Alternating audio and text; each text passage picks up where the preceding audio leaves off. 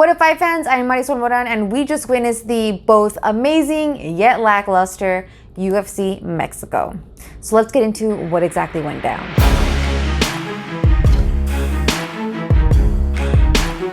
So the fight that I'm going to be talking about right now is what was supposed to be the main event, which was Jeremy Stephens versus Yair Rodriguez. This fight was what was the lackluster portion of the entire card because it did not actually take place. We didn't actually get to see much of a fight whatsoever because of a major eye poke that happened 15 seconds into the first round. So typically when an eye poke happens, the fighter goes off to the octagon, to the side, rests for maybe a minute or so, and then just comes back in and the fight continues. But unfortunately, that is not what happened this time, and the fight had to be canceled and essentially deemed a no contest. So before we get into all of the aftermath of that, I do want to say that Herb Dean was the real MVP of the entire situation. He completely took control of it and was able to manage both Jeremy Stephens as well as the doctor, and really allowed for Jeremy Stephens to have the complete 5 minutes to potentially allow his eye to be seen. So the entire situation, what was the cause of the cancellation of the fight, was the fact that Jeremy Stephens could not open his eye.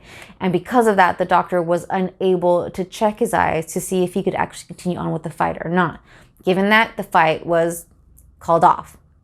So it was actually also reported that maybe about 15-20 minutes or so after Jeremy Stephens had already left the octagon, that he was still unable to open his eye. So he is going to have to be seen in an emergency fashion.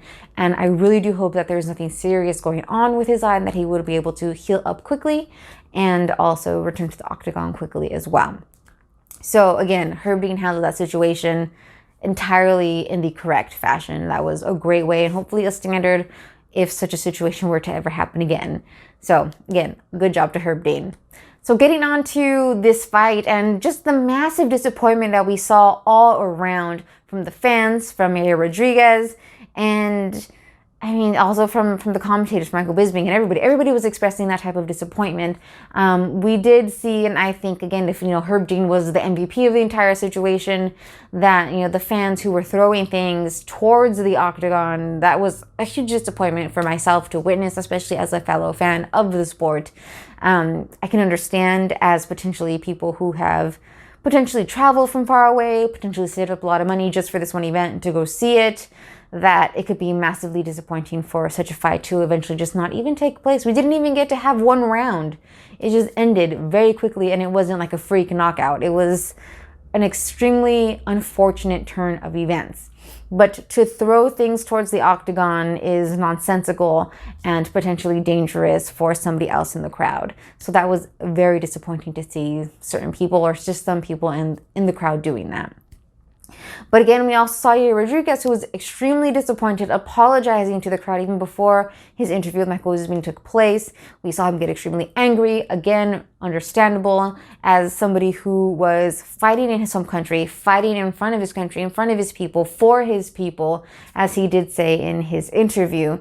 And, he invested a lot, as he mentioned as well, that he spent a lot of money training for this. A lot of people, again, in the crowd spent a lot of money to watch this fight and to enjoy this fight. And unfortunately, it did not take place. And as he said, he did not intend for this to happen at all. So, and also with that being said, I think just to talk about the massive disappointment that it is, Jeremy Stephens himself also, as Michael Bisping said after the fact, had spent $30,000 to live in Mexico 6 weeks prior to the fight taking place. So as we could all understand, this was an extremely disappointing turn of events for everybody all around. But what I find to be extremely interesting is that Yair Rodriguez didn't exactly say that he wanted a rematch for this fight. That's what I found to be interesting. Now, if you're solely an English speaker, just not a Spanish speaker, I could understand how maybe you could have understood him to have said that because of the interpretation that was done during the interview. So there was a point in time where the interpreter had said that Yair Rodriguez had said, "I would love to do this again." But that's not actually what he had said. he said that he was looking forward to just to come back into the octagon again and not necessarily have a rematch with Jeremy Stephens, as he then later did make clear, because he said that he wanted to come back to the octagon and fight anybody that the UFC would give him, which could be understandable. I understand that. I can get that. You want to come back, you want to fight anybody that you can because you want to keep moving up in the ranks and eventually fight for the title. But given the entire situation, and especially with how apologetic he was, it would make more sense for me, or the most sense, to just want to do the rematch, which I think is the fight that everybody deserves to see. Everybody was looking forward to seeing this fight, and not just because Yair Rodriguez was fighting in his home country of Mexico. That's not necessarily the case. I think it would have been an extremely interesting fight no matter where it were to take place.